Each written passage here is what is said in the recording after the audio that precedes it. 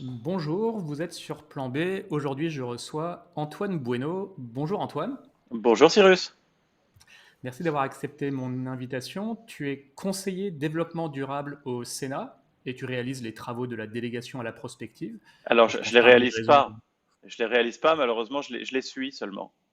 Tu les suis seulement. Ah bah alors on arrête l'émission là. Alors ah bah zut, Oui, je suis vraiment j'ai désolé. tromperie sur la marchandise. Non, non, mais voilà, moi je pense que c'est aussi ce qui m'intéressait dans ce que tu fais, outre tes essais, c'est aussi le fait que ça ait cette vision-là, un peu de la réalité réglementaire et comment les choses se passent concrètement.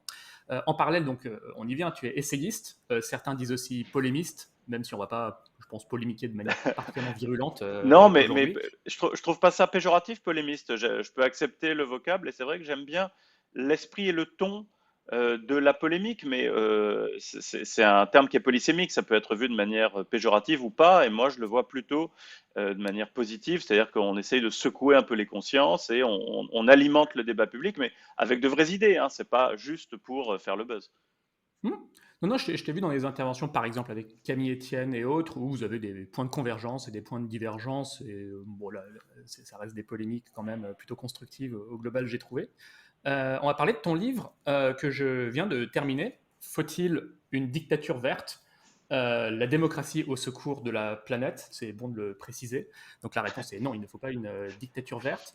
Et voilà, moi, tel que je l'ai vécu, je me suis dit, bah, tiens, je me reconnais dans la manière de faire, de s'informer, de quelles sources, de faire le tri, ce qui est important, et de le relever, de mettre tout ça en musique. Et dans l'approche, dire, bah voilà, il y a toutes ces technologies qui vont nous permettre de remédier en partie à la crise environnementale. Donc il y a un panorama assez large des technologies, mais ça ne suffit pas. La seule technologie ne suffit pas pour ce problème-là. Il y aura aussi des solutions politiques et en l'occurrence démocratiques. Donc je me retrouve on ne peut plus dans cette idée-là. Et donc on va parler de tout ça. Peut-être juste, qu'est-ce qui t'a incité d'abord à faire ce livre? Ah, alors, moi, depuis toujours, non seulement je m'intéresse, mais en plus, je travaille sur le futur. Euh, quand on s'intéresse au futur, c'est assez difficile aujourd'hui de ne pas prioritairement s'intéresser à l'écologie. Parce que, et là, je crois qu'on va partir sur des bases finalement extrêmement saines et même un très large consensus. On peut dire que sans planète viable, ben, il n'y a pas de futur. Voilà. Donc, quand on essaye de se projeter un petit peu dans l'avenir, je crois que la première question aujourd'hui qu'il faut se poser, c'est est-ce qu'on n'est pas très substantiellement, fondamentalement et durablement en train de foudre la planète en l'air? Et si la réponse est oui, ça oriente évidemment toute réflexion sur l'avenir et puis ça les fait finalement tourner un petit peu court, hein, parce que tout dépend de l'horizon de ce qu'on appelle le collapse, donc l'effondrement généralisé. Et c'est aussi une des raisons pour lesquelles cette notion d'effondrement a été l'une des premières ou la première sur laquelle je me suis vraiment avancé en tant qu'essayiste. D'ailleurs, pas la première, j'ai commencé par la démographie, si vous voulez, on pourra peut-être y revenir. Mais bon, Oui. il y a deux livres de cela. J'ai sorti une sorte de dictionnaire du futur qui s'appelle tout simplement Futur, notre avenir de A à Z, qui est un gros machin de prospective avec enfin j'espère, tous les très grands enjeux d'avenir. Il y a 40 entrées, c'est vraiment la forme du dictionnaire. Et quand je rédigeais chacune de ces entrées, la première question que j'avais envie de me poser, ou la première phrase par laquelle j'avais envie de commencer, c'est si notre monde ne s'effondre pas, nanana. Donc, on est vraiment sur cette question-là, la question environnementale qui serait l'une des causes, si ce n'est la cause principale de l'effondrement.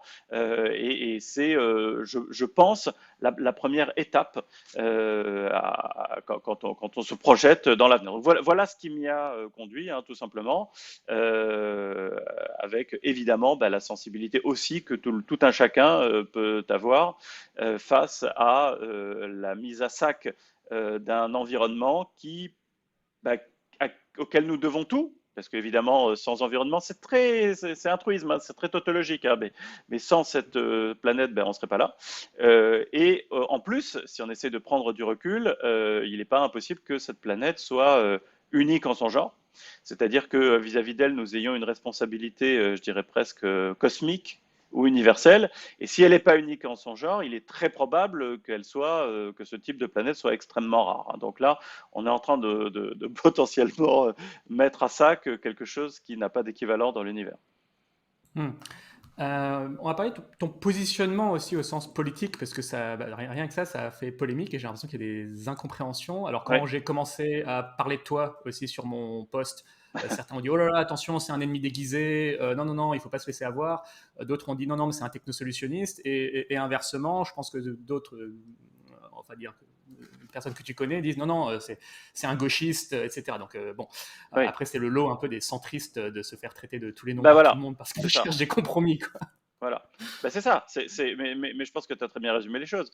Quand on a une position qui est finalement intermédiaire, ben on n'a pas vraiment d'amis, on a des amis nulle part, mais on a des ennemis partout, hein, de droite et de gauche, et c'est exactement ce que je vis.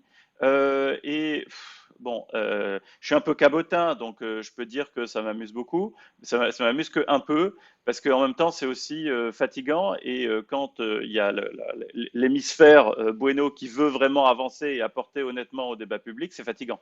Parce que on s'arrête sur des punchlines, voilà, des petites phrases, des choses qui ne synthétisent pas du tout, ne représentent pas ma pensée. Et du coup, je suis obligé d'essayer de faire de la pédagogie, de convaincre des gens qui ne veulent pas l'être. Donc, bon, c'est un petit peu problématique.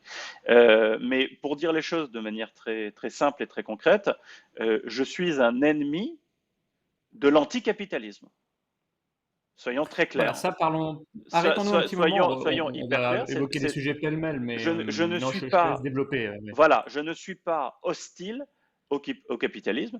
Je suis même favorable au capitalisme, mais certainement pas au capitalisme débridé, sauvage, libéral, technosolutionniste, c'est-à-dire que je ne considère pas que la technologie soit et de loin l'unique solution, absolument pas. Donc, quand on me dit tu es technosolutionniste, oui, mais peut-être, mais il faut définir ce qu'est le technosolutionnisme.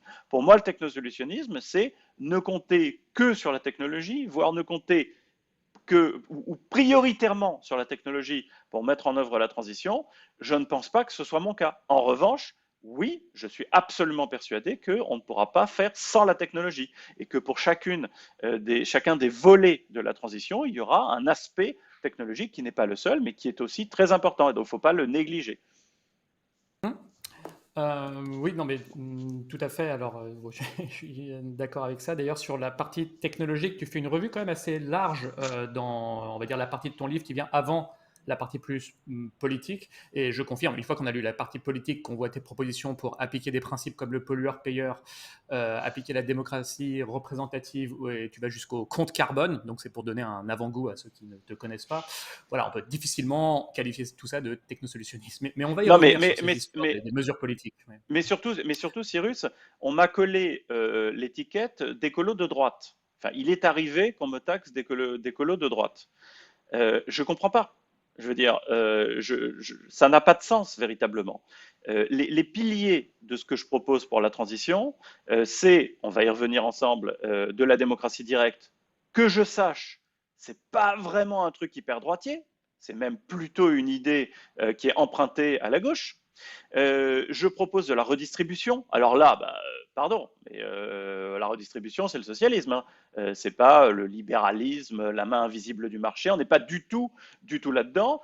Je propose de la taxe carbone, mais pas uniquement la taxe carbone. Je propose de taxer globalement tout ce qui pollue, quand c'est pertinent, bien sûr, parce qu'après la taxe, c'est un instrument parmi d'autres, un instrument économique parmi d'autres. Il n'est pas toujours adapté, mais je pense qu'il est quand même souvent adapté et souvent optimal.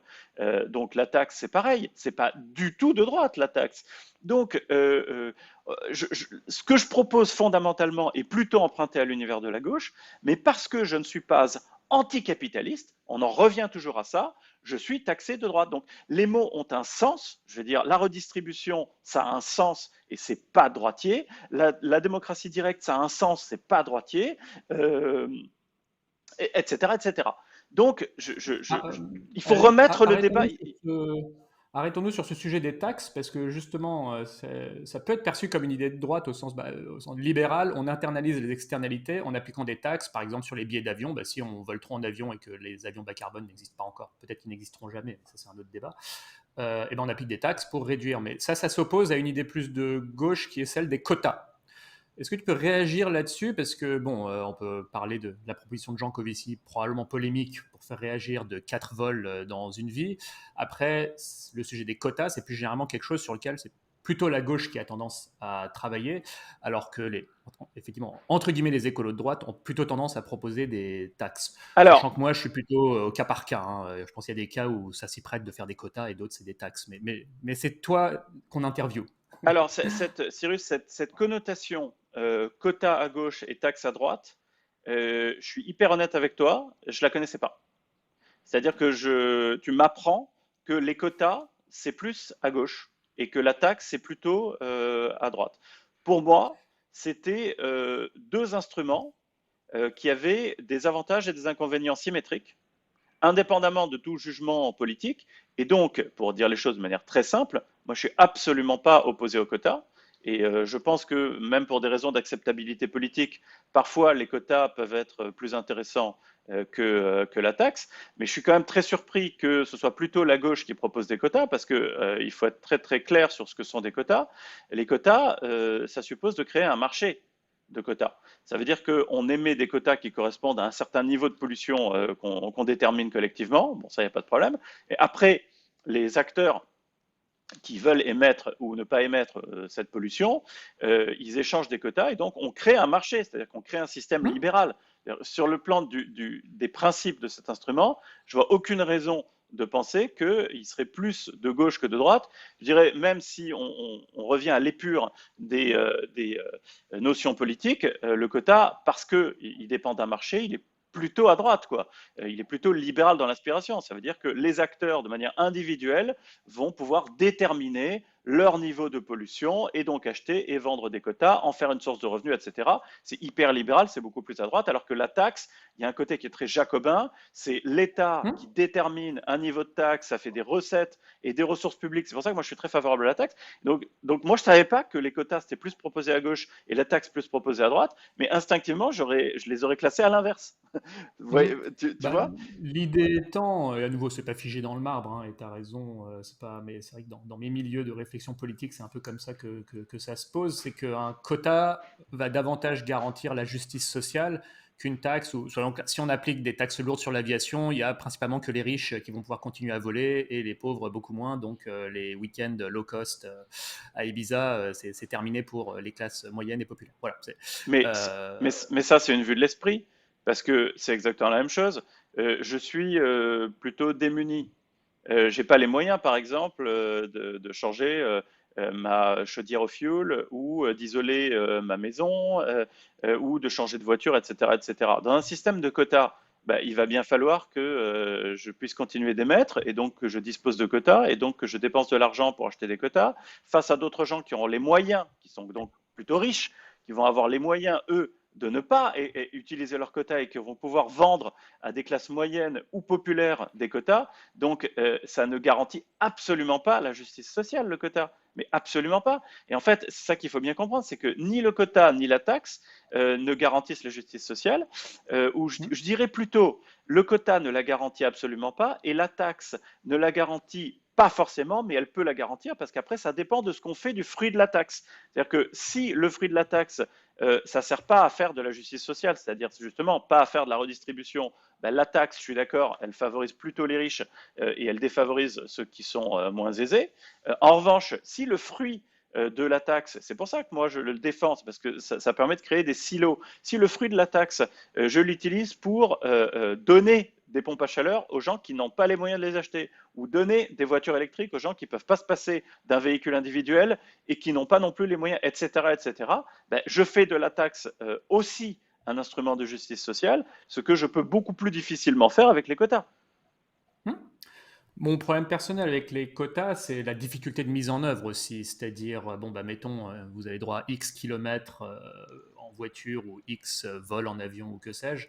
Une fois qu'on commence à rentrer dans le détail, ah, mais non, mais je dois aller rendre visite à ma famille. Bon, bah, qu'est-ce que ça veut dire famille? Est-ce que cousin germain ça compte? Est-ce que tante ça compte? Bon, comment on prouve que tu vas voir ta tante? Bon, et puis si tu en as besoin pour tes déplacements professionnels ou que sais-je, donc on montrait une usine à gaz, ce qui n'est guère le cas avec les taxes. Et qui plus est, en termes extrêmement pratiques, bah voilà, il faut se dire, à mon avis, qu'est-ce qui a des chances d'aboutir dès l'année prochaine ou dès cette année?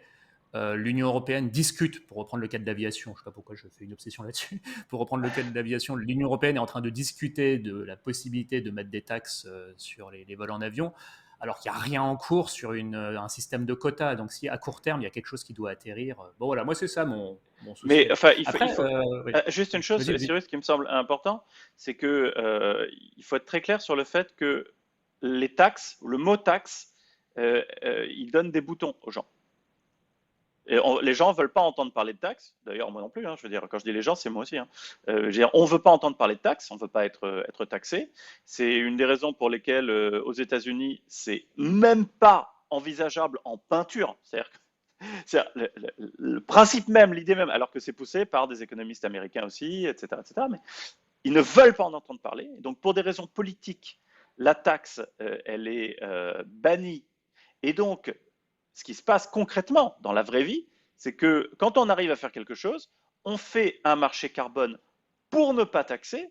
Et donc, c'est ce qui s'est passé en Europe, le marché carbone est une taxe déguisée, puisque ça crée un prix sur une pollution. C'est ce que tu disais tout à l'heure, ça internalise le coût de la pollution de manière différente. Et quand je dis de manière différente, ça veut dire de manière moins visible que la taxe. Et en plus, l'inconvénient du quota, c'est que derrière, bah, il y a tout un marché qui se met en place, donc c'est hyper libéral, etc. Et puis surtout, a priori, sauf si tu fais un système mixte, a priori, ça ne crée pas de ressources pour la puissance publique. Alors, le système mixte, c'est d'émettre des quotas, c'est-à-dire de permettre aux uns et aux autres d'échanger des quotas, mais après les avoir achetés. C'est-à-dire que c'est la puissance publique qui vend des quotas, et quand on fait ça, alors là, on crée un système mixte, c'est-à-dire que c'est un système de taxes déguisé, puisque je suis taxé, je dois acheter des quotas pour pouvoir polluer. Donc je dois bien moi-même, en tant qu'individu par exemple, payer comme je paierais une taxe, et après, derrière, comme il y a un système de quotas, ben, il y a un système d'échange, alors que dans la taxe nue, la taxe seule, il n'y a pas de système d'échange. Voilà en gros le panel des instruments économiques qui se présentent à nous. Hmm.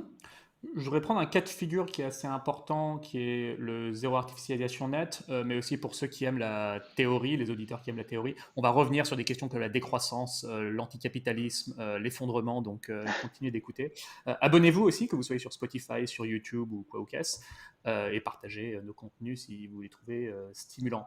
Oui, le cas du zéro artificialisation net, est-ce que quelque part, c'est pas une politique de quotas et une politique de décroissance, en plus d'être une politique issue d'un processus de démocratie directe, donc la fameuse Convention citoyenne pour le climat. Je te laisse développer ta pensée sur, peut-être je pense que quasiment tous les auditeurs, vu le niveau, on va dire, on a des auditeurs qui s'informent assez régulièrement de ces sujets, mais au Oui, cas où le zéro artificialisation net, c'est une politique qui est assez simple, par lesquelles on vise à diviser par deux notre consommation d'espace d'ici 10 ans et zéro artificialisation nette d'ici 30 ans, c'est-à-dire on consomme moins d'espace qu'on en rend à la nature. Donc concrètement, le béton recule et la nature reprend ses droits. Enfin, s'il faut résumer, d'ici 30 ans, c'est ça. Donc ça, c'est en théorie. Après, dans la pratique, les élus se grattent la tête pour refaire des voilà. plans locaux d'urbanisme, etc. Voilà. Je te laisse développer un peu de ta Alors, vision aussi de cette non, politique-là. mais surtout ta manière de présenter les choses était très instructive et éclairante aussi pour moi d'ailleurs, puisque tu as commencé par dire est-ce que c'est pas un fruit de la démocratie directe? Ben si, si, parce que c'est proposé par la Convention citoyenne. Alors déjà, si on prend cet aspect-là, on se rend compte que la démocratie directe a accouché d'un truc, par exemple le ZAN, qui est incroyable, qui est d'un point de vue écologique, qui est hyper ambitieux. Donc ça, c'est sur le volet, qu'est-ce qu'on fait de nos institutions vis-à-vis de l'écologie? Est-ce que la démocratie directe est mieux disante, plus performante pour proposer des réformes un peu radicales dans le domaine? Ça, c'est une preuve que oui. Parce que On peut légitimement, sauf à ce que le tirage au sort ait été truqué, que sur les 150 citoyens, il y avait une majorité de personnes de droite, y compris des gens du oui, Rassemblement national. oui, Voilà. oui, effectivement, j'avais même pas vu les choses comme ça, mais c'était à peu près représentatif. Enfin, si on considère que c'est représentatif, en plus, oui, mais ça prouve, peut-être qu'on y reviendra, que en fait, quand on est directement placé en situation de responsabilité et de prendre soi-même les décisions, ben, je sais pas si on peut dire qu'on continue d'être vraiment de droite ou de gauche. Euh, Finalement, on devient assez pragmatique et surtout on devient responsable. On compte plus sur quelqu'un d'autre pour agir et pour pouvoir éventuellement cracher dessus si il ou elle ne fait pas ce qu'il faut, ce qui en général est le cas. Donc là, les citoyens, on leur a présenté les choses, les tenants et les aboutissants, la gravité de la situation environnementale, etc., etc. Et ils arrivent à faire du ZAN, c'est-à-dire zéro artificialisation nette. C'est incroyable, c'est même historique et c'est une démonstration par l'expérience du fait que la démocratie directe peut vraiment faire la différence par rapport à la démocratie représentative. Alors, ce qui s'est passé après, une fois que les conventionnels ont proposé le ZAN, c'est que, comme toutes les autres propositions de la Convention citoyenne, ça a été réinjecté dans le système traditionnel de la représentation, c'est-à-dire le circuit parlementaire. Et là, j'étais là. C'est-à-dire que pour le coup, c'est mon travail, ça a été mon travail en tout cas au Sénat, de m'occuper de la loi qui a été le réceptacle de ces propositions, qui était la loi climat et résilience. Et je peux te dire que mon immense étonnement, ça a été de voir que le ZAN est passé, malgré l'examen parlementaire. Et je pense, compte Oui, tenu à de ce une qui s'est passé, écrasante majorité aussi, j'ai vu. oui, parce que, alors, ma conviction, c'est que les élus ne se sont pas rendus compte de ce qu'ils faisaient. C'est-à-dire que ce sujet-là, hein, le zéro artificialisation net, a été noyé dans un très gros texte, parce que, encore une fois, c'était vraiment le réceptacle de toutes les propositions conventionnelles, donc c'est beaucoup, hein, il y a énormément de choses. Dans ce texte-là, il y avait par exemple aussi le DPE, il y avait les ZFE, les zones à faible émission mobilité, et plein d'autres choses. Donc je pense que le ZAN est passé un peu par, est entré par effraction, ça a été le passage clandestin. J'étais très surpris de voir que c'était passé, parce que c'est véritablement révolutionnaire, pas que à l'échelle de la France, mais même à l'échelle de l'humanité. C'est quand même la première fois dans l'histoire de l'humanité qu'on se dit, on fait une pause là, l'humain a pris trop d'espace, ou assez d'espace, et maintenant on s'arrête.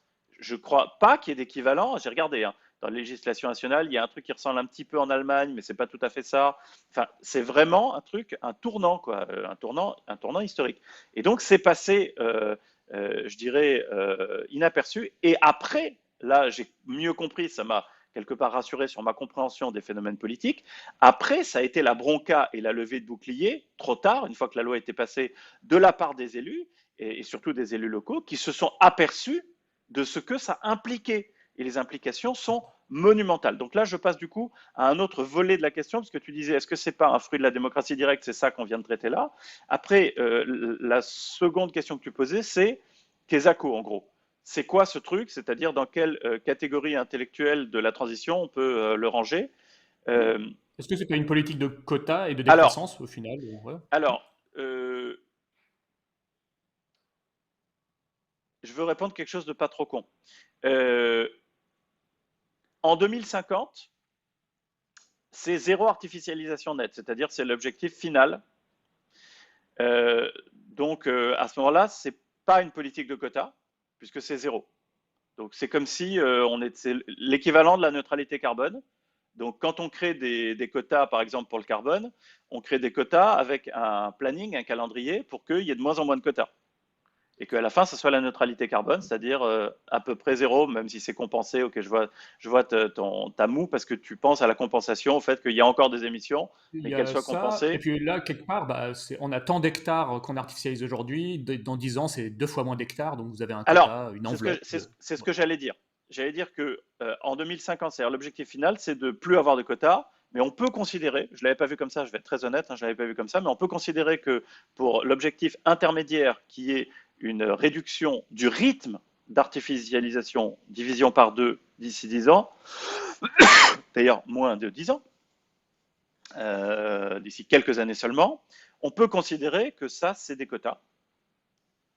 Mais c'est une vue de l'esprit aussi, parce que les quotas, c'est quand même un instrument économique précis où on peut échanger des droits artificialisés. Et là, ce n'est pas vraiment le cas. Chaque territoire va disposer d'un nombre et va pas pouvoir échanger ses droits artificialisés. Ça serait un système de quotas si le territoire A pouvait vendre des droits artificialisés au territoire B, mais ce n'est pas du tout le cas aujourd'hui. Donc, on ne peut pas vraiment considérer que c'est... voilà. En revanche, on peut dire que c'est de la sobriété à 100%. C'est un Le terme système... qui circule d'ailleurs Ouais, dans les milieux politiques, c'est de la sobriété foncière. Voilà, voilà, c'est de la c'est un bon terme. sobriété, c'est de la sobriété foncière, mais qui est fondée sur de la réglementation, c'est-à-dire que c'est fondé sur de l'interdiction, de l'obligation et de l'interdiction. Et moi, je le regrette. C'est-à-dire que je pense qu'il aurait été beaucoup plus efficace et ça nous aurait évité ce à quoi on est en train d'assister aujourd'hui. Parce que les gens, alors moi je suis aux premières loges, hein, j'en entends parler quasiment tous les jours au Sénat, mais les gens ne sont pas forcément au courant. Là, comme la mise en œuvre du ZAN est hyper compliquée pour les décideurs locaux, pour les élus locaux, on est en train d'aménager le ZAN. Certains diront détricoter, c'est peut-être pas complètement faux d'ailleurs, et d'autres diront aménager. Ça veut dire qu'on essaye de voir comment ce bidule-là, il va pouvoir être très concrètement et réellement mis en œuvre. C'est d'ailleurs ce qui se passe aussi pour le DPE, le diagnostic de performance énergétique pour l'isolation des bâtiments. C'est difficile Oui. à appliquer pour un certain nombre de logements concernés. Et là, il y a un aménagement, détricotage diront certains peut-être encore une fois. Voilà, c'est-à-dire qu'on essaye de voir comment ça peut être vraiment concrétisé et appliqué parce que il faut parler de manière très concrète. L'élu local, on lui dit il faut faire de l'attractivité territoriale, il faut développer ton territoire, il faut faire venir des gens, il ne faut pas que les écoles ferment, il faut qu'il y ait des professionnels de santé qui viennent s'installer, etc., etc. Mais tu n'as plus le droit d'artificialiser tes sols. Et donc l'élu local, il dit je ne sais pas faire en fait, j'y arrive pas.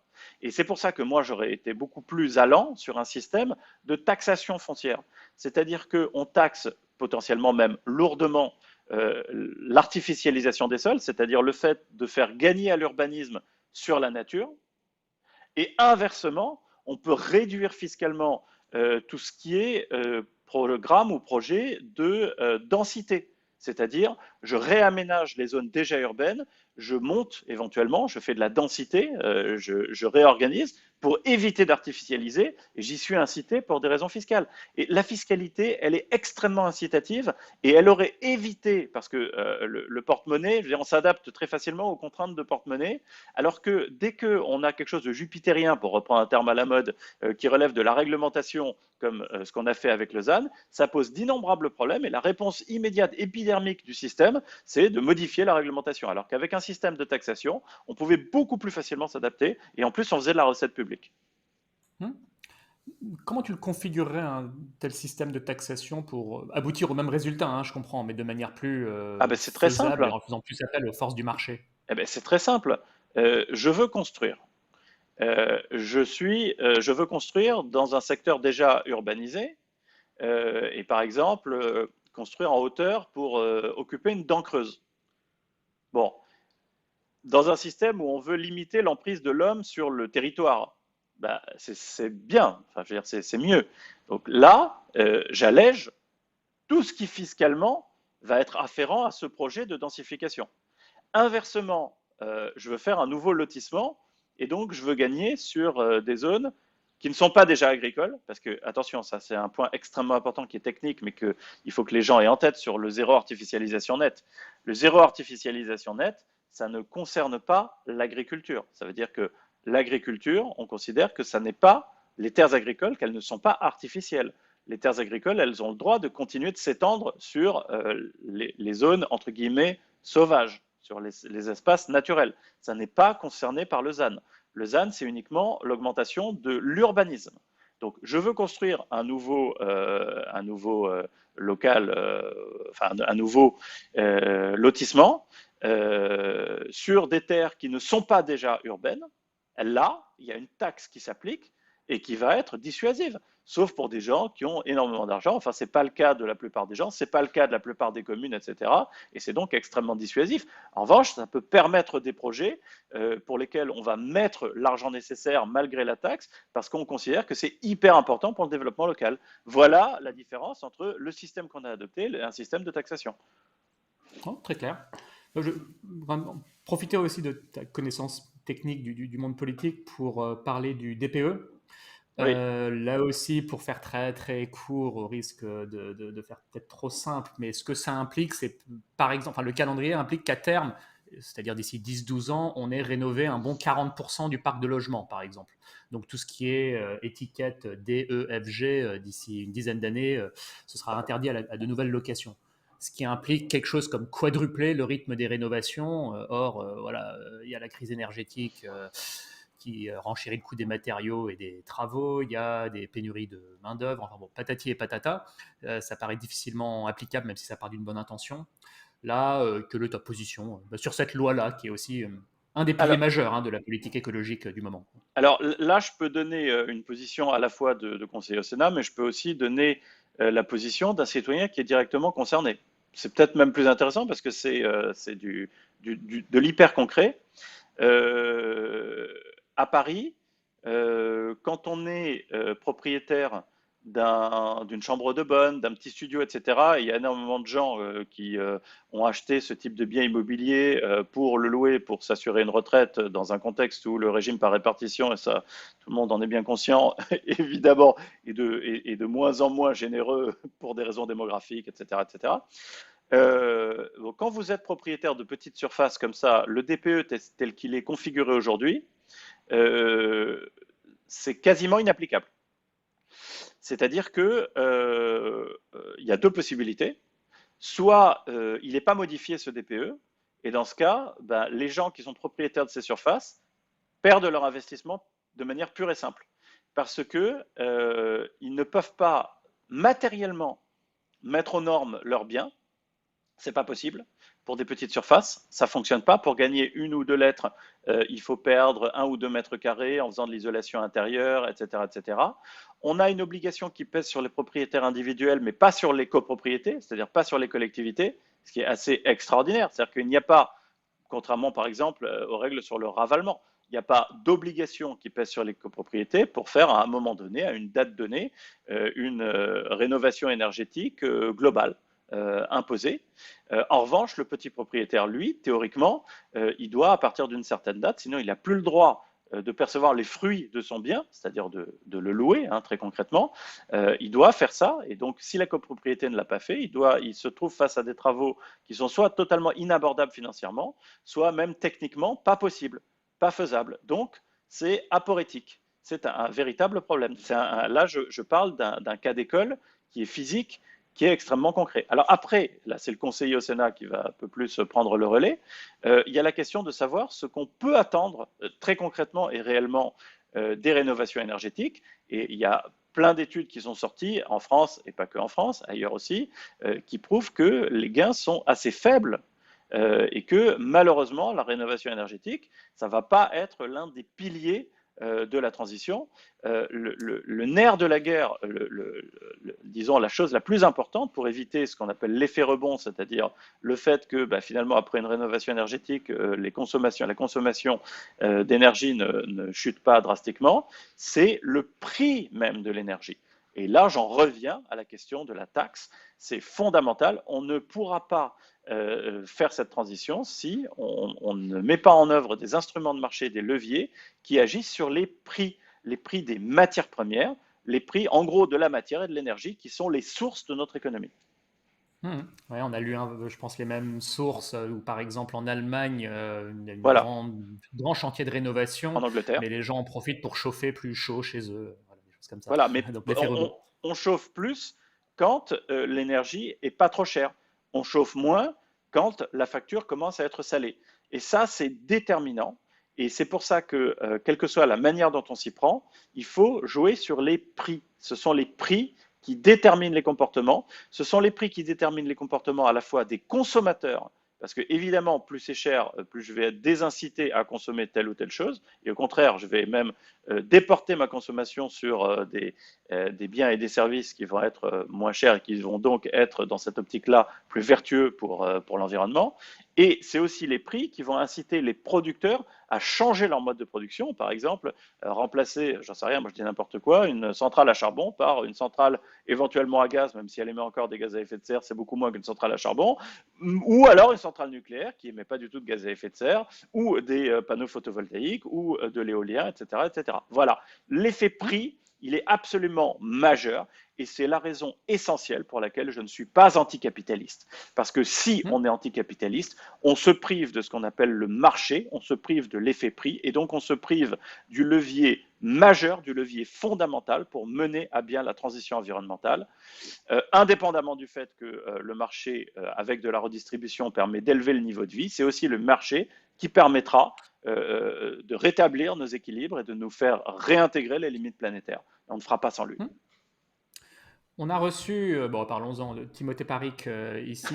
Je ne sais pas dans quelle mesure tu le portes dans ton cœur ou quoi. Bon, on a une discussion intéressante. Je ne suis pas d'accord sur tous les points et même sur l'approche, mais oui, bah, on va dire il est anticapitaliste. Donc, une proposition comme interdire le statut d'entreprise à but lucratif et avoir une économie de coopérative. Bon, au-delà du fait de est-ce que c'est applicable, quelle est l'échelle, enfin, il faut. Si la France y va seule, je me dis que c'est pas utile. Même si l'Europe y va seule, enfin l'Europe c'est quand même gros, mais même avec l'Europe qui y va seule.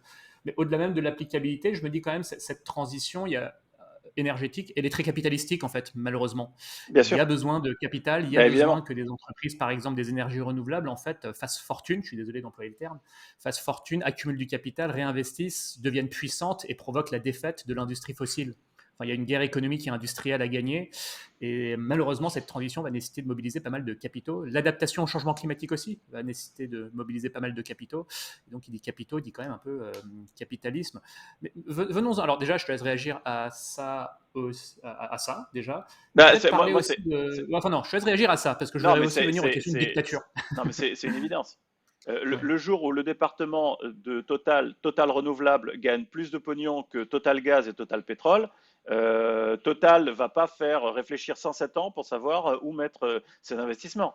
C'est une évidence et c'est lié à la question technologique parce que plus on investit dans la technologie, dans l'innovation, plus on fait des découvertes, plus on fait des économies d'échelle, plus ça se répercute sur le marché et donc plus on a des économies sur ce qui est vertueux. Bon, tu m'interrogeais sur Timothée. Timothée Paric, on se connaît, hein, je l'ai rencontré, on a même déjeuné ensemble, on a déjà échangé, donc j'ai un sentiment qui est très violemment ambivalent le concernant. D'une part, j'ai presque une fascination, une admiration pour lui, parce que c'est un esprit brillantissime, hyper brillant, hyper structuré. Enfin, en gros, c'est vraiment tout ce que j'aime. C'est le genre de personne que j'aime. Et de l'autre côté, je trouve que c'est un type extrêmement dangereux. Et pour moi, du point de vue des idées, c'est l'antéchrist. C'est-à-dire que je conserve, parce que j'essaie toujours de faire la part des choses, hein, déjà entre le message et le messager, mais pour moi, ce type est une plaie parce qu'il est extrêmement intelligent et qui met son intelligence au service d'une idée qui est extrêmement dangereuse. En fait, je pourrais presque avoir la même vision, c'est horrible ce que je vais dire, de Timothée Paric que vis-à-vis de théoriciens extrêmement intelligents d'idéologie que j'exècre. Voilà. Bon, c'est C'est-à-dire un me peu dire, ah violent ouais, quand mais c'est même. quand même des gens, Mais... c'est des gens très Oui. cultivés, c'est des gens très structurés, c'est des gens incroyables et qui ont réussi à accoucher d'idées mais abominables. Et voilà, j'ai ce Alors, sentiment peux-tu ambivalent. expliquer quel est le danger bon, sachant qu'il Alors, n'est pas non plus aux portes du pouvoir, non, mais s'il il a devait un se écho. rapprocher du pouvoir, il mettrait de l'eau dans son vin, comme Non, mais c'est les possible. radicaux le font souvent. Mais, Mais mais pourquoi est-ce dangereux quand même? Oui. il a une audience. C'est dangereux parce qu'il n'est pas aux portes du pouvoir, mais il a quand même une influence et une audience qui est colossale, qui est considérable. Il est accueilli et considéré de plus en plus comme un messie. C'est une rockstar dans même les écoles de commerce qui sont quand même censées être un peu capitalistes hein, quelque part, ou les écoles d'ingénieurs, c'est-à-dire la fabrique de l'élite, c'est Timothée Paric en diable, etc., etc. Alors ça, c'est pourquoi c'est dangereux? Ben parce que on l'écoute. C'est pas Antoine Bueno qu'on va écouter, hein, mais il est sans doute beaucoup plus Mais sexy à ça pousse cette entendre que moi. population à se questionner sur le système. Voilà. Enfin, Bah, est-ce que c'est pas une bonne oui, chose que oui. les écoles de commerce, les ingénieurs se Par disent, bon, bah, au ailleurs, fait, est-ce qu'il y a d'accord. besoin de Alors, toujours plus non, mais on va rentrer dans le fond. Il hmm. est dangereux aussi parce que ce qu'il propose est une arnaque et qu'il avance masqué. Sa manière de présenter les choses est un pur mensonge. C'est-à-dire que s'il arrivait à HEC, ou d'ailleurs il n'y arriverait pas, mais en admettant, en disant moi je propose un système communiste, de type communiste soviétique hardcore, personne ne le recevrait, personne ne l'écouterait, mais ce n'est pas du tout ce qu'il dit. Il dit bah, tout ce qu'on entend là, il faut faire de la sobriété, il faut faire de la coopération, de la fraternité, etc., sans expliquer ce que toutes ces théories impliquent concrètement, ce à quoi elles aboutissent concrètement. Et concrètement, quand on commence à faire de la décroissance et sobriété, c'est les mots cool et à la mode, et qui sont les arbres qui cachent la forêt de leur application concrète, c'est-à-dire de la planification intégrale. Concrètement, si on entre dans un système de décroissance, ça veut dire que on détruit le marché. Il n'y a plus de marché possible parce que ce qu'on appelle le marché, c'est-à-dire l'offre et la demande, la rencontre de l'offre et de la demande arbitrée par un prix, n'est possible qu'à partir du moment où il y a un espoir de gain. L'espoir de gain, c'est celui-là, c'est lui qui motive l'épargne, l'investissement, l'entrepreneuriat, l'innovation. Tout ce qui fait la fabrique, le tissu économique lui-même. Ce sont des expériences qui ont déjà très concrètement été tentées. Ça a été la révolution de 17 et toutes les économies communistes soviétiques sont parties de ça. Quand on fait ça, on détruit intégralement toute offre et toute demande arbitrée par un prix. Et donc, pour allouer les ressources, il faut faire de la planification.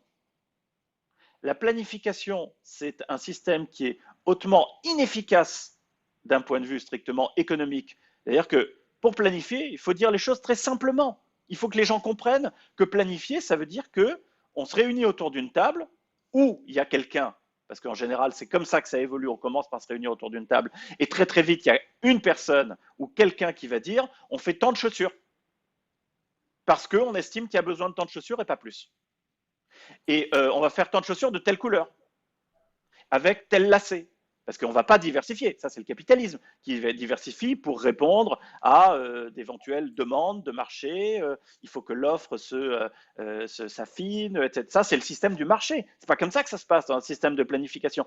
En fait, on est des enfants gâtés du marché, du capitalisme et de la redistribution, parce que je suis absolument persuadé que s'il n'y a pas cette production de richesse, il ne peut pas derrière y avoir de redistribution, mais que la redistribution, il faut la faire de manière politique, il faut l'organiser parce qu'elle n'est pas automatique, hein, je ne crois pas à la main invisible du marché, etc., etc. Mais je veux dire, au départ, il faut quand même produire de la richesse pour redistribuer. Donc nous, on est tous ces enfants gâtés-là, d'un système qui est social-démocrate, qui nous permet à tous d'avoir à peu près... Et on ne comprend pas que entrer dans un système de décroissance, c'est pas refuser d'avoir chaque année un peu plus de gâteau, c'est refuser d'avoir le gâteau lui-même. Parce que la croissance, c'est pas un peu plus. C'est pas ça, c'est pas ce qu'on a dans la tête instinctivement. La croissance, c'est la dynamique qui fait que chaque année, le gâteau lui-même est produit. Je te comprends. Tu vas faire jaser certains et d'ailleurs commenter et n'hésitez pas. Bon, je le trouve un peu dur et en même temps, je comprends. Bah oui, ça mène. C'est peut-être une des limites que je vois aussi à comment dire une économie extrêmement administrée. Peut-être où on s'empêtre dans la réglementation, dans la complexité parce que le système est complexe. Alors qu'il me semble effectivement des mesures comme celles que tu proposais plus tôt, mais on va aussi parler d'autres mesures que tu proposes, sont quand même plus simples à mettre en œuvre et mettre plutôt en mouvement les acteurs plutôt que de dicter des règles très précises sur ce qui doit être produit, dans quelle quantité, etc. Qu'est-ce que je voulais dire? Non, sur la décroissance, parce que bon, c'est un des points où on peut aussi achoper, je suis peut-être entre toi et Parik, mais avec tout ce que tu proposes dans ton livre, on a parlé de principe de pollueur-payeur, de redistribution, tu parles aussi de compte carbone. Bref, tout un arsenal de mesures. Est-ce que quelque part, ça mène pas au final à une décroissance, mais par des instruments de marché? Alors, c'est une question qui est fondamentale. Et de manière plus globale, je pense que la transition environnementale, elle remet en cause la croissance. Voilà. Elle remet en cause le capitalisme tel qu'il est, et elle remet en cause la croissance. Et finalement, tout ce qui a été proposé depuis même 50 ans tourne autour de cette idée. Voilà. Euh, je vais, pour répondre à ta question, présenter mon positionnement à moi. Le fait, dans une logique économique, d'internaliser la pollution, c'est-à-dire d'internaliser la contrainte environnementale dans la production et la consommation, ça fait que il est hautement improbable d'imaginer que demain, on continuera d'avoir des taux de croissance forts, tels que ceux qu'on a connus depuis la révolution industrielle. Quand Macron dit c'est la fin de l'abondance, moi je trouve que c'est pertinent de dire ça. M'en fous que ce soit Macron Moi qui le aussi. dise. Je veux dire, c'est pareil, entre le message et le messager, bon, ben, je sais pas, ça m'est égal. En plus, Macron peut avoir des idées, des pensées pertinentes. Bon, il se trouve que là, c'est lui qui le dit. Moi, je suis tout à fait d'accord avec ça. Et en tout cas, quand il dit ça, moi, je comprends ça. Je comprends qu'il veut dire, peut-être que d'ailleurs, lui, il ne le pense pas, ça, j'en sais rien. Mais en tout cas, moi, ce que je comprends dans cette phrase, c'est que on était à une époque, on a vécu toute une période de fiesta. On ne prenait absolument pas en compte l'impact de tout ce qu'on pouvait faire. Ben maintenant, on sonne la fin de la récré, c'est fini, on internalise ça, donc ben forcément, le taux de croissance, il ne peut plus être aussi important. D'ailleurs, ça a été annoncé ça par des grandes institutions telles que la Banque mondiale. Il y a eu des rapports qui disent, des rapports prospectifs, qui nous disent on va rentrer dans un monde de croissance moindre. Voilà. Et Et pourquoi pas de croissance négative? Enfin, oui, on prend les alors, exemples du Japon, j'allais. de l'Italie, bon, tout va plutôt bien là-bas, ça s'est pas effondré, ça fait 20-30 ans qu'ils sont à des croissances zéro, mais Alors, voilà, entre le alors, changement climatique, entre tous les problèmes écologiques et sociaux et géopolitiques, est-ce qu'on peut pas imaginer au final qu'on fasse de l'écologie ou pas d'ailleurs, qu'on fasse tout ce que tu proposes dans ton livre, ou tout ce que fait Timothée ou pas, ou tout ce que propose Timothée ou pas, est-ce qu'on s'achemine pas de toute façon vers une contraction économique qui est en soi un défi à gérer, hein, enfin, alors, écologie ou pas? Alors, en fait, j'avance un peu dans mon propos, puisque j'ai commencé, j'essaye, enfin, je sais pas si j'essaye d'être clair. Si, Je bien sûr, je t'ai commence par, interrompu, oui, excuse-moi, oui. non, non, mais c'est normal, mais tu as raison. Mais je commençais par une hypothèse extrême qui est celle de la croissance forte. Très clairement, la transition environnementale condamne la perpétuation d'une croissance forte. Aussi, tout simplement parce qu'un système énergétique, par exemple bas carbone, sera moins performant qu'un système énergétique aux énergies fossiles, a priori, sauf innovation, c'est possible, mais avec les éléments dont on dispose aujourd'hui, on a du mal à imaginer qu'on puisse avoir un système énergétique aussi puissant et donc avoir autant d'énergie à notre disposition, au moins pendant quelques décennies, que ce qu'on avait jusque-là. Donc, comme tout est à base d'énergie, toute l'économie, bah, ça a forcément un impact. Hein. Moins d'énergie, c'est forcément moins de croissance. Donc, oui, on part du début, oui, la transition environnementale et la crise environnementale remettent en cause la croissance forte. Donc, très probablement, on va entrer dans un monde de croissance moindre. Et d'ailleurs, c'est aussi commandé par des logiques purement économiques, qui sont celles du développement. On le voit avec la Chine. Ce qui a toujours été observé, c'est que quand un pays accède au développement, il a des taux de croissance très très forts au début, au moment où il est très très loin des pays qui sont les plus développés. Et plus ça va, plus son taux de croissance s'amenuise. Et donc, c'est aussi ça qu'on observe à l'échelle mondiale. Donc, il y a un certain nombre de facteurs, mais à commencer même par la transition environnementale, qui font que des taux de croissance forts, bah, on n'a pas de boule de cristal, donc on ne peut pas dire que c'est fini. En tout cas, c'est peu probable que demain, on ait à l'échelle mondiale des taux de croissance tels que ceux qu'on a connus depuis 1850. Bon, voilà. Donc déjà, ça veut dire qu'on entre dans autre chose. Hein. Parce qu'on me dit, tu es un partisan du statu quo. Bah, désolé, hein. Déjà, c'est plus du tout le même monde. Hein. Un monde de forte Ah bah croissance oui, et oui. un monde de croissance modérée, c'est plus du tout le même paradigme. Bon, Ouais. Rien alors, que préserver le système de protection sociale, les retraites bah, avec 0 ou 1% par an, c'est pas la même chose que quand on a 2-3%, quoi. voilà, c'est plus le même monde. Voilà, c'est plus les mêmes contraintes. Bon, Euh, si on continue ce raisonnement-là, et là, j'arrive très précisément au cœur de ta question, est-ce que finalement, ça ne veut pas dire que demain, il y aura plus de croissance? Et mes opposants disent, non seulement peut-être ça veut dire qu'il n'y aura plus de croissance, mais c'est même très très bien et il faut qu'on l'organise ça. Bon, euh, ça n'est pas du tout la même chose d'être dans un monde de croissance flat, c'est-à-dire presque nulle, mais pas complètement nulle, ou de croissance juste faible, et d'être dans un monde de décroissance par opposition à un monde de récession. Attention, il faut être très très clair, les mots ont un sens. La récession, Oui. c'est quand il y a une contraction de la production, mais qui n'est pas du tout organisée, qui est subie, alors que la décroissance, j'espère ne trahir aucune pensée, même Notre celle audience de est mes très au fait de opposants. la distinction entre récession et décroissance. Voilà, Enfin, et tu peux y donc, aller. Je donc comprends. on décide collectivement que on va produire moins et on s'organise pour ça. Alors, je passe sur les aspects techniques parce que c'est extrêmement difficile de faire ça. De la même manière qu'il est très difficile de garantir un taux de croissance fort, il n'est pas du tout évident de garantir la décroissance sans verser, sans basculer dans le crash économique, hein, parce que c'est ça toute la subtilité du jeu, hein, c'est de surtout pas cracher l'économie en faisant de la décroissance. Et à mon avis, c'est impossible. Justement.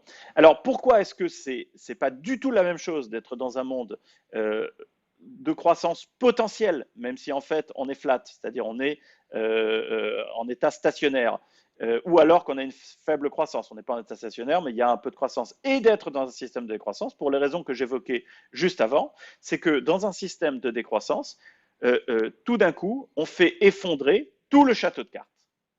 C'est pas seulement la croissance elle-même qu'on bat en brèche, c'est-à-dire le un petit peu plus qu'on a chaque année qu'on bat en brèche, mais c'est parce que on décide qu'on fait une croix sur ce petit peu plus, c'est-à-dire que collectivement, il y a une décision politique pour dire non, demain, nous ne voulons pas qu'il y ait un petit peu plus. Là, ça change absolument tout. Alors, si on le fait à l'échelle d'un pays, c'est le crash immédiat parce qu'il y a toutes les forces vives économiques qui vont se barrer pour aller là où la croissance sera permise, à la fois les travailleurs, les gens, les individus, les riches, les fortunés, mais aussi les capitaux, et on ne pourra plus emprunter sur le marché international, et on ne recevra plus d'investissements étrangers, etc. Et donc, tout ça, ça fait qu'on est obligé de fermer les frontières et de se transformer ipso facto en Corée du Nord. Donc, je ne suis pas certain que ce soit un idéal, et ce n'est pas non plus un idéal environnemental, parce que ce crash-là, ça produit des choses extrêmement violentes socialement, ça peut produire des révolutions, ça peut produire des guerres,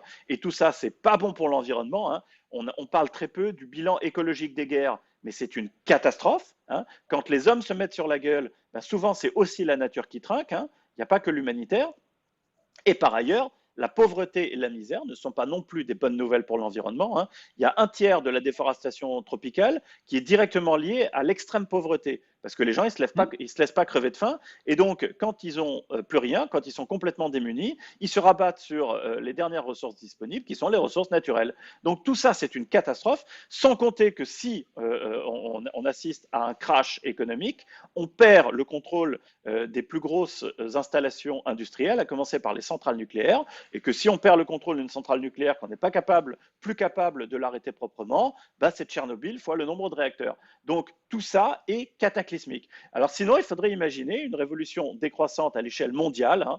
Je ne suis pas sûr que la planète ait vraiment le temps d'attendre la maturité de cette idée-là pour avoir le grand soir à l'échelle planétaire. Et puis en plus, le grand soir à l'échelle planétaire n'éviterait pas le crash global, pour les raisons que j'ai évoquées tout à l'heure, du fait que s'il n'y a plus de perspective de croissance, il n'y a plus d'innovation, il n'y a plus d'investissement, il n'y a plus d'épargne, il n'y a plus d'entrepreneuriat, il n'y a plus rien qui constitue le tissu économique. Et donc, il faut un Big Brother qui nous explique le nombre de chaussures qu'on doit faire, à qui les attribuer. Et les Big Brothers d'avant, en plus, ils étaient productivistes. C'est pour ça que je dis que Paris, c'est un soviétisme hardcore. Parce que lui, il nous dit, ouais, il faut faire comme avant, mais en plus, il faut peu produire, alors que l'Union soviétique, elle voulait beaucoup produire. Alors imaginez, déjà, ce n'étaient pas des zones et des pays qui étaient connus pour leur abondance, hein, mais alors si en plus on fait la même chose, mais en version déproductiviste ou non productiviste, alors là, je ne veux même pas imaginer à quoi ça ressemblait.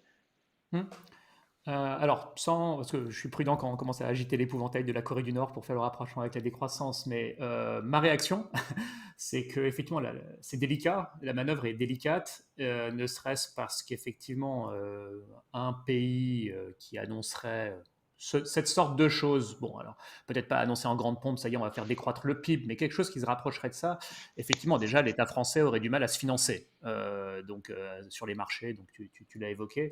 Et on perdrait, on va dire, la confiance de tout un tas d'investisseurs publics, privés dans l'économie. Donc c'est délicat. Et c'est pour ce genre de raison qui est que moi, la décroissance, je le perçois plutôt, voilà, appliquons-le à des échelles très sectorielles. Bon, bah ok, appliquons une politique de décroissance sur l'occupation foncière, donc tu appelles ça la sobriété foncière. Bon, pour Alors, moi, c'est une sorte de décroissance. Appliquons une politique de décroissance sur la consommation de viande, sur la consommation d'eau. Donc, est-ce que ça fait de ça une politique macroéconomique décroissante? c'est Peut-être ça. pas.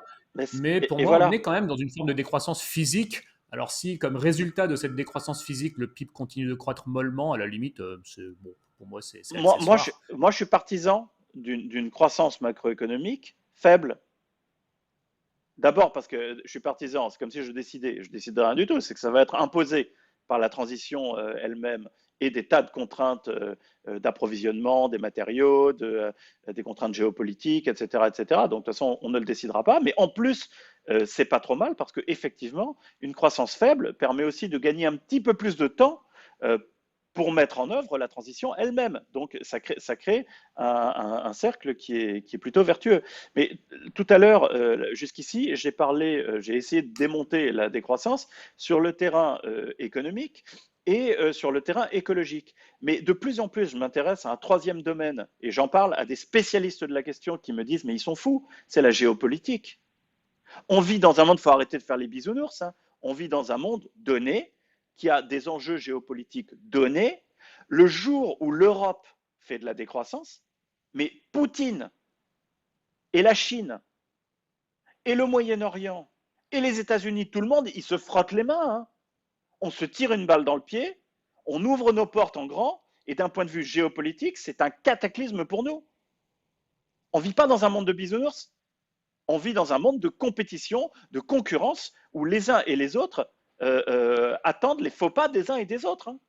Mhm. Donc, Mais d'un justement, point de vue pour économique, c'est retourner un... ça, ce serait plutôt justement, favorable à la puissance géopolitique européenne de consommer de moins en moins d'énergie fossile.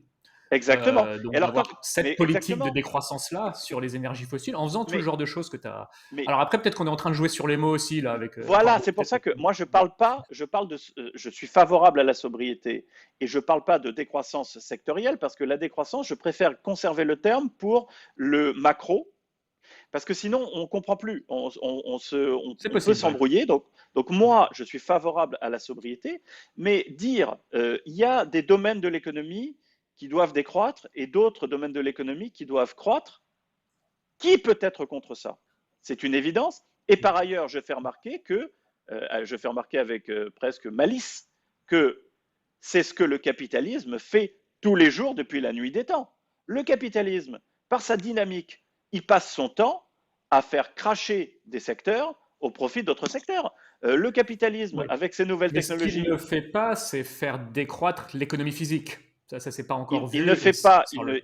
il fait croître l'économie physique globalement, mais dans Hmm. cette dynamique, à l'intérieur, il y a le secteur des pins et des porte-clés qui va très fortement décroître parce qu'il n'y a plus de demande, voilà. Et puis en face, il y a le secteur de téléphone portable, tout d'un coup, qui va être en plein boom. Et donc cette dynamique globale, c'est des tas de secteurs qui passent leur vie à croître et à décroître. Et donc, dans le cadre de la transition, on peut décider collectivement avec plein d'instruments. On a parlé tout à l'heure des instruments économiques, mais il y a la réglementation aussi. La réglementation, c'est-à-dire des obligations et des interdictions, c'est pertinent pour atteindre un certain nombre d'objectifs. Donc, décider comme ça, et ça c'est politique, que certains secteurs, on va les dégonfler au profit d'autres secteurs. Et ça, c'est ça la nature même de la transition. Ouais. Peux-tu. Ouais, non, mais on pourrait se passer des heures. Quand même, peut-être développer ta proposition de compte carbone. Après avoir dit que la décroissance c'est pas bien et tout, mais bon, ce compte carbone c'est quand même quelque chose d'assez contraignant quand même, Oui, et tu proposes qu'on y arrive par un processus de démocratie directe. Alors je pense qu'on va pas trop prendre le temps aussi de parler des méfaits énormes de la dictature, verte ou pas verte, Non, c'est pas la peine. d'ailleurs. Donc, quand j'entends l'expression une bonne dictature, je dis non, mais vous ne savez pas ce que c'est qu'une dictature. Enfin, vous qui avez vécu dans un monde, vous êtes libre de raconter à peu près ce que vous voulez et tout. Enfin, bon, bah, ouais. Donc, non, non, il n'y a pas de bonne dictature. Les dictatures, le bilan depuis 100 ans, c'est de la corruption, des génocides, de l'incompétence. Mais Enfin, voilà, c'est peut-être de que manière écrasante. Cyrus, Les quelques dictatures qui, bon, on va dire oui, l'exemple de certaines dictatures asiatiques comme la Corée du Sud qui sont présentées comme, oui, c'était pas vraiment c'était déjà des pays en voie de démocratisation, quoi.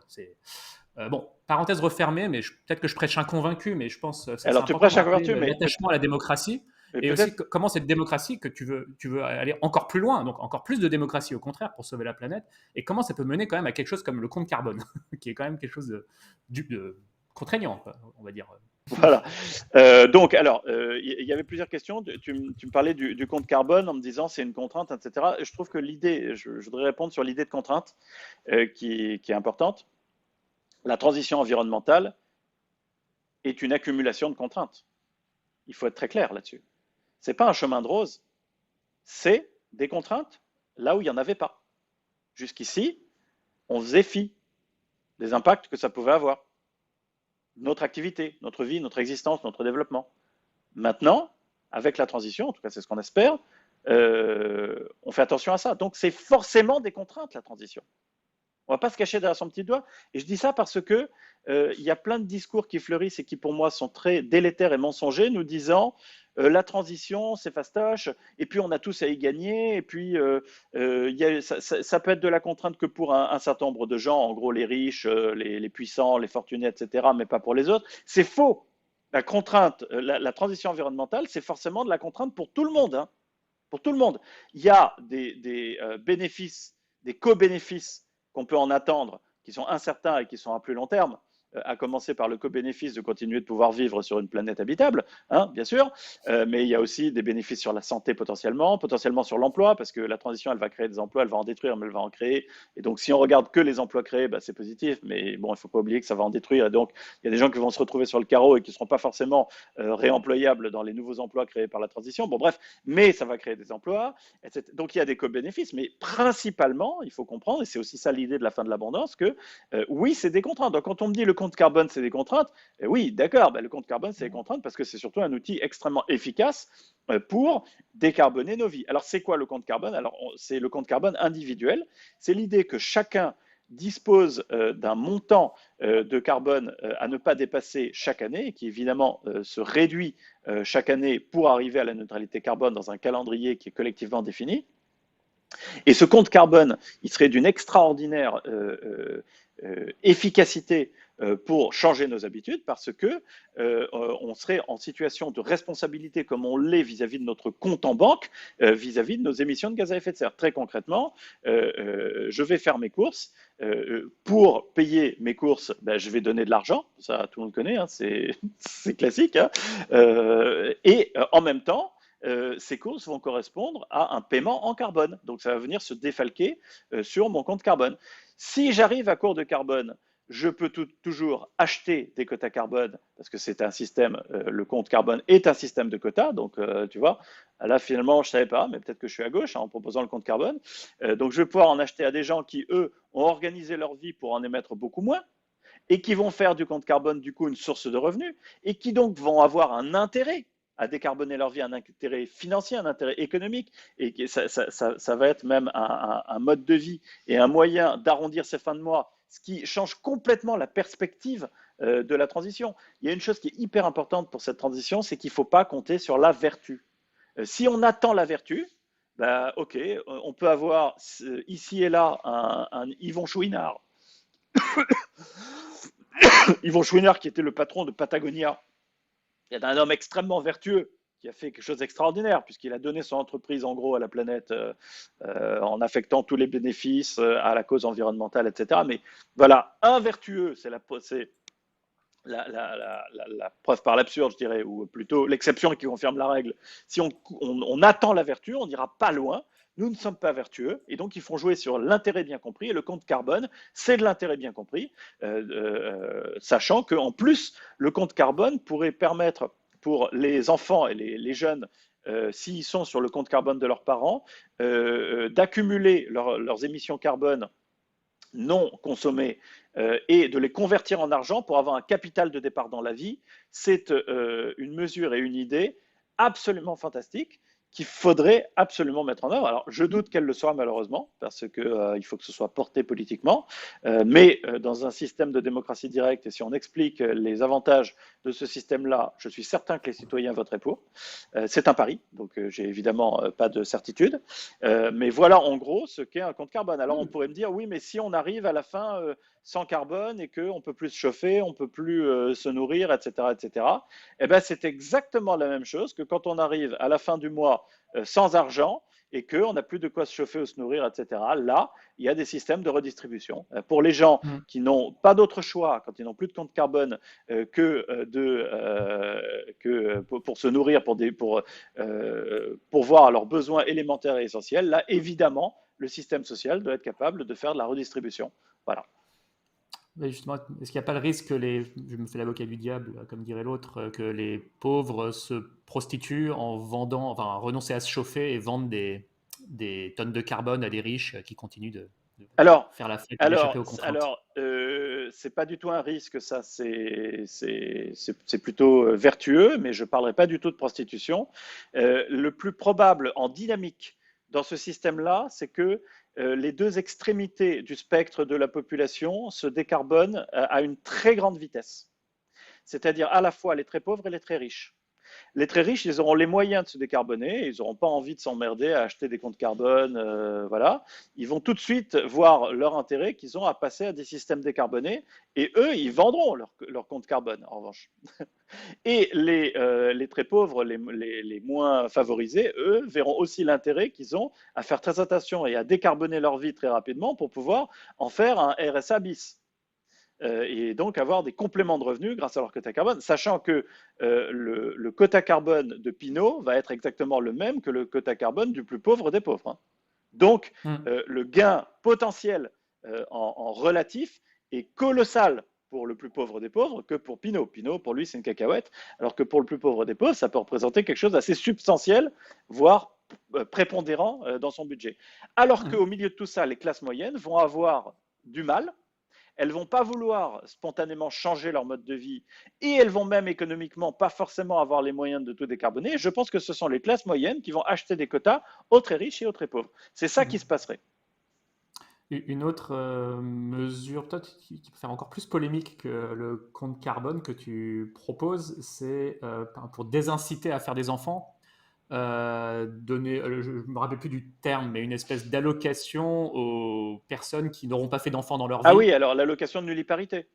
Voilà, oui, Oui. c'est chaud Alors, quand même. Alors que bon, on est déjà en voie de dénatalité accélérée. Je dis pas que je suis contre cette proposition, mais ça m'a frappé. frappé. Ouais. Alors qu'on a déjà des problèmes de natalité, voilà, d'équilibre de la pyramide des âges, de vieillissement, dire bah, en plus on va récompenser la population quand elle fait pas d'enfants, quoi. Alors, en fait, mon entrée dans l'écologie en tant qu'essayiste, ça a été par la démographie. Comme je le disais tout à l'heure, moi, je suis absolument pas défavorable à la sobriété. Et il faut comprendre ce qu'est la sobriété. C'est quelque chose de complexe qui concerne plein de choses. Souvent, les gens ne se rendent pas compte que la dénatalité est une sobriété. C'est une des formes de la sobriété qui est une sobriété démographique. De la même manière que le ZAN est une sobriété foncière. Bon. Partant de là, ce qui est assez drôle, c'est de constater que la question démographique était vraiment à l'origine du mouvement écologiste et plus du tout aujourd'hui. Aujourd'hui, on compte plus que sur l'économie, c'est-à-dire le mode de vie, pour transitionner. Et donc, la démographie a été complètement mise sous le boisseau. Et je pense que c'est une profonde erreur, que c'est extrêmement grave, parce que, évidemment, notre empreinte environnementale dépend aussi de notre nombre. Aujourd'hui, il y a des sophistes très brillants qui arrivent à démontrer par des arguties que ce n'est pas le cas, et je maintiens, je persiste et je signe. Ce sont des sophismes. Évidemment, que notre nombre a un impact sur nos besoins. Un enfant de 5 ans peut le comprendre, hein, plus on est de fous, moins il y a de riz. Hein. Et je ne parle pas que du carbone, je parle aussi des besoins en eau, des besoins en énergie, des besoins en matières premières, des besoins en nourriture, etc. etc. C'est une évidence. Et donc, moi, mes propositions, ce n'est pas de faire chuter la fécondité des pays du Nord, qui est déjà, où elle est déjà extrêmement faible, la fécondité. C'est en revanche d'arrêter les politiques natalistes qui sont universelles et qu'on a aujourd'hui, c'est-à-dire de faire d'énormes économies, puisque de toute façon, en plus, ces politiques ne sont pas du tout déterminantes, elles ne font pas remonter le taux de fécondité, elles n'ont aucun impact, elles nous font juste perdre de l'argent, un argent qui pourrait facilement être réintroduit, soit pour aider les pays en développement à faire leur transition, soit pour accélérer notre propre transition. Et par ailleurs, dans les pays où le taux de fécondité est fort, c'est-à-dire les pays en développement, les pays pauvres, les pays du Sud, financer le planning familial mondial, c'est-à-dire en gros répondre aux besoins de contraception des femmes qui l'expriment, et il y en a des dizaines de millions chaque année qui déclarent ne pas avoir accès à la contraception qu'elles souhaitent parce qu'elles sont simplement prises pour des poules pondeuses, et faire accéder à l'instruction toutes les petites filles du monde, développer des systèmes de retraite, parce que souvent faire des enfants dans des pays où il n'y a pas de système de retraite, c'est un moyen d'avoir une retraite. Donc, autrement dit, mener une politique féministe, droit des femmes, droit de la planète, même combat pour faire chuter le taux de fécondité et donc l'impact futur qu'on va avoir sur les ressources, et aussi développer les systèmes sociaux. Donc c'est un aspect extrêmement important de la transition qui est totalement négligé, et c'est un aspect en plus qui est d'une efficience à toute épreuve, parce que c'est une révolution qui se mène avec schématiquement des stylos et des préservatifs. Ça coûte rien pour un gain environnemental qui pourrait être absolument colossal. Il faut bien voir que dans toutes les projections démographiques, même les plus optimistes, on augmente nos besoins seulement avec la démographie, sans prendre en compte le développement, de 25%. Ça veut dire que demain, d'ici à 2050-2070, on va avoir besoin, en raison de la seule démographie, si on ne fait rien, si on ne fait pas ce que je prône par ailleurs pour avoir un taux d'accroissement démographique nul et neutre très rapidement, on va augmenter de 25% de besoins en eau, de besoins en matières premières, etc., etc. C'est catastrophique. Alors qu'on Si tant est pourrait, qu'il y en ait de l'eau et des si matières. tant est qu'il y en ait, ça veut dire qu'on pourrait régler 25% de la transition environnementale simplement en permettant aux petites filles d'aller à l'école et en donnant des préservatifs ou des stérilés aux femmes qui le souhaitent. À propos de si tant est qu'il y en ait de l'eau, bon, une dernière question, et merci encore de ton dynamisme aussi. C'est une interview assez punchy, c'est chouette. De parler d'effondrement. Ton précédent livre, mine de rien, s'intitulait Pourquoi l'effondrement, entre parenthèses, du monde n'aura, entre parenthèses, probablement pas lieu. Oui. Alors, je ne l'ai pas lu. J'ai écouté des interviews de ta part, notamment à la Société française de prospective. C'est une interview d'1 heure que je recommande aussi. C'est un bon tour d'horizon. Que dire, qui montrait qu'en fait, enfin, c'est pas comme certains, on va dire, critiques de la collapso qui en fait ont rien lu. Ils disent, mais non, tout ça c'est des conneries de catastrophistes, millénaristes, etc. Non, t'as vraiment, t'es allé au fond du truc, quoi, pour essayer de comprendre. Et t'en arrives cependant à la conclusion que ça n'aura probablement pas lieu. On va pas faire 1 heure de discussion sur la probabilité de l'effondrement, mais qu'est-ce qui te rend finalement optimiste? Voilà. Alors déjà, c'est important de parler d'optimisme parce qu'en aucun cas l'effondrement pourrait être un truc sympa. Hein. Il faut quand même bien comprendre de quoi on parle. L'effondrement, techniquement, souvent, c'est une notion nébuleuse, hein, et volontairement de la part de certains auteurs collapso. Hein. Pas tous. Je dis pas tous, par exemple, je pense à Pablo Servigne, pareil, que je connais un peu et pour qui j'ai énormément d'estime et presque de l'affection parce que je pense que c'est un type profondément honnête, même si je suis vraiment pas d'accord avec lui, mais c'est un type bien en fait. Et pas que lui sûrement, mais en tout cas bon, lui je le connais un peu. Mais qu'est-ce qui me fait penser que l'effondrement n'aura pas. Alors d'abord, c'est quoi l'effondrement? Voilà, on était là. C'est l'arrêt du système industriel. Sachant que nous vivons, pour la plupart des êtres humains sur cette planète, hein, même les plus pauvres, sous perfusion d'industrie. Et que donc, si l'industrie s'arrête, la planète n'a plus de quoi nourrir bientôt 10 milliards d'individus, et que donc, c'est la population mondiale qui s'effondre. Ça veut dire qu'il y a des milliards de morts. En gros, c'est l'abomination de la désolation, c'est Mad Max, quoi. C'est une horreur. Bon. Qu'est-ce qui permet Ça peut être lent aussi, c'est-à-dire Alors, une lente diminution alors, démographique, mais un effritement progressif des maisons qu'on abandonne, des villages entiers. On alors, le voit déjà en Chine, hein, des villes, des quartiers entiers qui sont dépeuplés parce que la natalité baisse. Ça alors, peut être pas bon, trop violent aussi, quoi. Mais oui. bon, Globalement, c'est pas un processus sympa, oui. Les termes collapse en anglais et effondrement en français impliquent, d'un point de vue linguistique, une rapidité. Mais les théories du collapse sont plus plastiques et elles admettent des scénarios de collapse rapide ou de collapse qui s'inscrivent dans le temps long, qu'on qualifie de catabolique, c'est-à-dire l'effondrement catabolique par opposition à l'effondrement catastrophique. Catastrophique, c'est immédiat. C'est ce qu'impliquent les notions d'effondrement et de collapse. Mais on peut parler d'effondrement aussi catabolique, comme l'effondrement de l'Empire romain, qui finalement s'est étalé. Bon, alors, qu'est-ce qui me rend un peu plus optimiste, c'est-à-dire qui me fait penser qu'en gros, on ne va pas aller dans de tels scénarios, bah, c'est l'analyse très concrète de ce qui pourrait conduire à un effondrement et de constater qu'il y a plus probablement pour chacune de ces causes des évolutions et des solutions qui nous permettront de l'éviter. Euh, pour dire les choses de manière très simple, une des causes de l'effondrement, ça peut être la complexité du monde.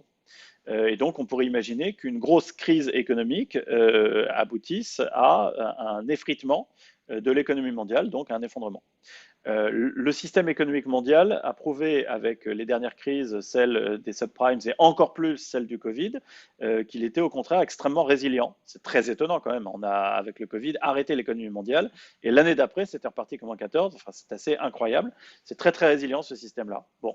Oui, j'avais sous-estimé cette résilience, je Voilà, l'admets. disons l'effondrement par la complexité, j'y crois pas trop.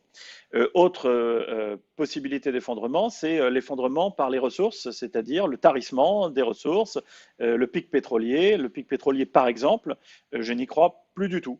C'est-à-dire, je pense que les capacités de production pétrolière continueront de pouvoir augmenter, mais que c'est la demande de pétrole qui risque de fléchir avant la capacité à fournir toujours plus d'offres. Et donc, on assisterait à un pic qui est complètement indolore.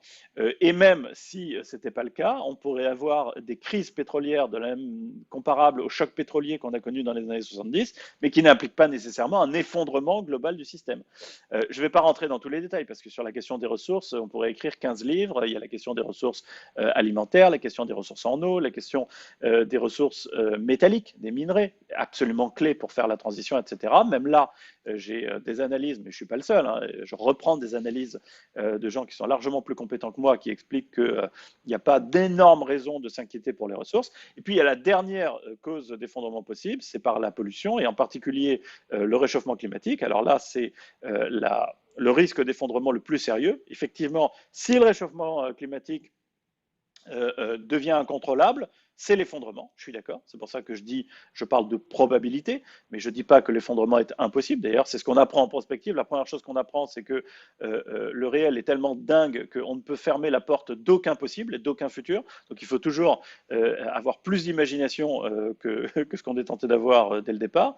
Donc oui, l'effondrement est possible, mais pas probable, parce que on peut faire encore quelque chose contre le réchauffement climatique. Et d'ailleurs, les dernières analyses que j'ai lues qui tendraient à dire que les émissions de gaz à effet de serre atteindraient leur maximum, leur pic dès cette année ou l'année prochaine, vont dans ce sens. C'est porteur de beaucoup d'espoir. Ça ne veut pas dire qu'il faut s'arrêter et se reposer sur ses lauriers. Au contraire, ça veut dire qu'il faut redoubler d'efforts, mais surtout que c'est possible. Et les Timothée Parric, puisque vous m'en avez parlé, qui prêchent à longueur de temps l'idée que le découplage est impossible, c'est-à-dire qu'il ne peut pas y avoir de la prospérité économique, de la croissance économique et une baisse des émissions de gaz à effet de serre, eh ben, le monde est en train de prouver que c'est possible. Mais vous inquiétez pas, même quand on sera sûr que le découplage est possible, ces gens-là trouveront autre chose pour nous dire qu'on va dans le mur et que de toute façon, ce n'est pas le monde qu'on veut.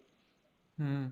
Bah, de toute façon, il faut bien que ce soit un minimum possible, parce que quand bien même on ferait décroître le PIB, il faudrait quand même faire décroître les émissions de gaz à effet de serre encore plus. Donc, on est supposé faire moins 100% d'émissions de gaz à effet de serre, mais on ne va pas faire moins 100% de PIB. Donc, il faut bien faire Alors, un petit peu de découpage. soyons très clairs, hein. Si on ne devait compter que sur la réduction de l'activité pour décarboner, il faudrait revenir au niveau de PIB de 1870. Bon, c'est pas ce que propose Timothée, ni ce que Ah ben, propose Grand Monde, mais ils sont pas contre le déploiement des énergies renouvelables, de mais la pompe à c'est chaleur, là de que tout ça. c'est Ils une disent que ça ne arnaque. suffira pas. Mais c'est là que c'est une arnaque. C'est qu'il ne n'explique pas que si on entre dans la décroissance, on n'a plus du tout d'innovation. Et donc, on n'a plus aucun autre moyen que la réduction de l'activité, donc un retour à la paupérisation généralisée pour décarboner. Hmm. Allez, une dernière question sur les questions technologiques. Alors, tu fais une revue technologique assez large des manières de produire de l'énergie différemment, la capture de carbone, et on pourrait en parler, mais pour le coup, je pense qu'on a un auditoire qui est déjà assez en veille sur ces sujets, mais je pense que ton livre est aussi utile pour celles et ceux qui ne sont pas forcément en veille si actifs sur les sujets de état des lieux technologiques, qu'est-ce qui est déployable tout de suite, qu'est-ce qui pourrait être déployable à plus long terme. On ne va pas revenir dessus. Peut-être un sujet, allez, un dernier, on a parlé d'effondrement, comme ça on aura abordé tous les sujets, mais la géo-ingénierie. Oui. Alors, j'interviens à une table ronde mardi à Lyon là-dessus. Alors, mardi, là, on est le 26 janvier et on va pas diffuser ça le 26 janvier.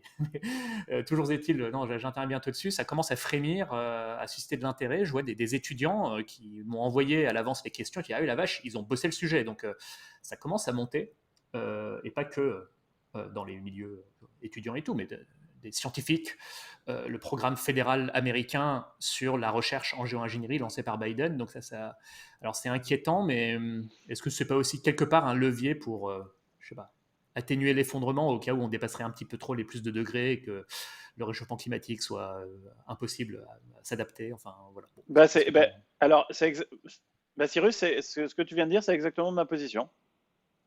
C'est très simple. Alors déjà, il faut être très clair sur le fait qu'il n'y a pas une, mais il y a au moins deux géo-ingénieries. Ça, c'est important pour structurer la pensée. Il y a la géo-ingénierie solaire, qui consiste à réduire l'exposition de la planète Oui. aux rayons du C'est soleil, de ça dont je parlais. Oui. à la radiation. Ah oui, mais c'est pas que ça, la géo-ingénierie. Oui, oui, oui. Et il Il y y a a aussi la la capture de carbone. géo-ingénierie voilà, atmosphérique, qui consiste à réduire le taux de carbone dans l'atmosphère. Et ce sont deux familles de géo-ingénierie qui n'ont absolument rien à voir. Donc il faut savoir de quoi on parle. Si Oui. on parle de la géo-ingénierie solaire, c'est pas du tout la même chose que si on parle de la géo-ingénierie atmosphérique. Hein. Bon, le problème de la géo-ingénierie solaire, c'est que n'importe quel Pékin avec vaguement de moyens peut le faire dans son coin, c'est-à-dire que en diffusant de la, du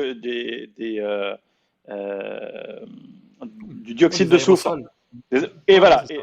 ou des aérosols quels qu'ils soient dans l'atmosphère avec des avions, voilà. Et d'ailleurs, il y a une start-up, je ne me rappelle plus, on en avait parlé, c'est Oui, Rise, Make Sunsets. voilà, Make Sunset, qui a commencé à le faire. Donc, le danger, c'est que n'importe qui va le faire. Et donc, très probablement, ce qui est possible est fait. Et donc, ça va être fait. Mais c'est très dangereux parce que c'est à la fois accessible à tout le monde, efficace et en même temps, c'est potentiellement extrêmement perturbateur. C'est-à-dire que ça peut aboutir à des catastrophes en termes de précipitation, notamment pour la mousson, par exemple. Si en réduisant l'exposition de la planète aux rayons solaires, on change les régimes des moussons, il y a des milliards de personnes derrière qui peuvent crever la dalle, hein, qui peuvent mourir de faim. Donc c'est extrêmement dangereux. Ça, c'est un. Donc il faut être très pédagogue pour expliquer Ouais. C'est pas à un quoi. cheat code qu'on a trouvé par magie pour régler tous Voilà, nos problèmes sans effort. C'est ça voilà, qu'il faut faire comprendre aux gens. il faut être pédagogue pour expliquer que faut pas y aller, quoi, en gros. Ouais, voilà, C'est faut pas y aller. dangereux, c'est hyper dangereux, donc c'est pas drôle. La géo-ingénierie atmosphérique, là, c'est pas du tout la même chose. Et pour avoir les idées très claires et synthétiques sur le sujet, si on essaye aujourd'hui de capter du carbone dans l'atmosphère pour ne pas réduire nos émissions de gaz à effet de serre, on va droit dans le mur. C'est ce que font les États-Unis aujourd'hui, et donc ça, c'est extrêmement dangereux. En revanche, dire que parce qu'on aura réussi à réduire nos émissions de 60 à 70%, on pourra compléter l'équation, boucler la transition en faisant 20-30% de captation du carbone dans l'atmosphère, à mon avis, c'est inéluctable. C'est comme ça qu'il faut présenter les Il y a choses. il y a des recherches en ce sens, des Voilà, prototypes. Bon, voilà. pourquoi pas, ouais, que dans 50 ans, ce soit Sachant que déployé à grande échelle. mais attention, quand on parle de captation du carbone, on parle de plein de choses différentes. Hein. On parle à la fois de gros aspirateurs, mais aussi de plantes. La reforestation, c'est de la géo-ingénierie. Hein. Soyons très très Oui. clairs. Le GIEC, dans son 5e rapport, il parle des BECCS, c'est-à-dire comment on peut faire pousser, avoir des cultures pour ensuite en faire du biofuel et au passage avoir capté du carbone dans l'atmosphère. Bon, bah voilà. Mmh, mmh, mmh. Après, ça occuperait beaucoup de surface dans un monde où Alors, aussi les rendements sont sous ça stress. pose Donc bon, plein de ça serait problèmes, on peut-être n'a qu'une pas le temps. solution d'appoint, Voilà. mais On mmh. a, voilà, on n'a pas le temps de rentrer dedans, mais Ouais. en fait, on pourrait consacrer un livre à chacune de ces solutions. Ah oui, oui, bah, d'ailleurs, il y a de la littérature scientifique dessus, mais effectivement, ça vaudrait le coup de la vulgariser. Écoute, mais non, ouais, merci beaucoup Antoine, je t'ai pris 20 minutes de plus que prévu, mais Merci à toi, ça aurait été Cyrus. dommage de s'arrêter. Merci beaucoup. Et puis, bon, on a parlé un peu du livre, mais aussi beaucoup autour du livre. Et évidemment, on n'a pas dit tout ce qu'il y avait dans le livre qui est Je, intéressant pour faire un tour du sujet, un panorama. bon, Et puis, bah, voilà, bon, je pense que vas-y, tout ouais. ce qui a été dit là, tout ce que j'ai dit en particulier, fera grincer un certain nombre de dents. Et aux dents qui grincent, je vous dis, n'hésitez pas à me faire part de vos réflexions, de vos contradictions potentiellement aussi, hein, à réagir. Voilà. Non, effectivement, bah, c'était sur certains cas assez frontal, mais il y avait, là, tu l'as évoqué, mais on le voit aussi dans cette interview, mais tu l'évoques dans ton livre, c'est que entre comment les politiques se comportent dans les médias, c'est toujours la guerre, et comment ils se comportent en commission parlementaire où on voit des gens de bords différents Très essayer différent. de résoudre un problème très concret, ils mettent un peu d'eau dans leur vin, ils sont plus constructifs, etc. Donc, bon, au final, c'est comme ça que fonctionne le monde plus que la guéguerre permanente, et encore heureux, et c'est la démocratie qui le permet. Et je pense que c'est ça aussi quand même le message, c'est vive la démocratie, hein, n'oublions pas. Voilà, merci Antoine, Merci Cyrus. au revoir. À bientôt.